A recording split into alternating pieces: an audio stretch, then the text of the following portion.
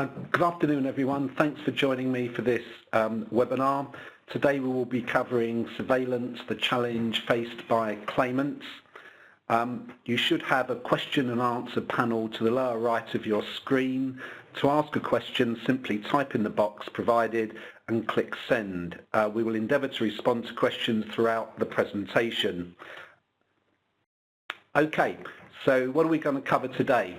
I think it's important to bear in mind in some opening comments really the importance of surveillance for defendants. There's now new law relating to fundamental dishonesty, which means that if they can secure film that demonstrates that the claimant is fundamentally dishonest, however you interpret that, then they can have the claim wiped out and the claimant won't be entitled to any compensation at all.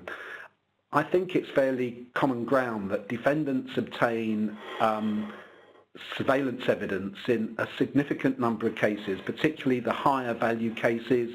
My own experience is that these tend to be disclosed in respect of cases of a value, say, up to about £500,000. Cases beyond that, you see them not so often.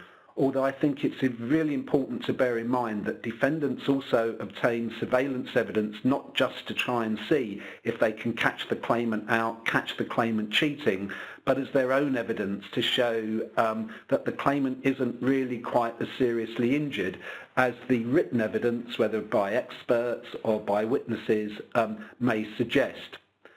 The issue of surveillance evidence has come to light most recently as a result of a High Court decision called Hayden v Maidstone and Tunbridge NHS Trust, and it is really comments that have been made by Mr. Justice Foskett in this case that has prompted this webinar.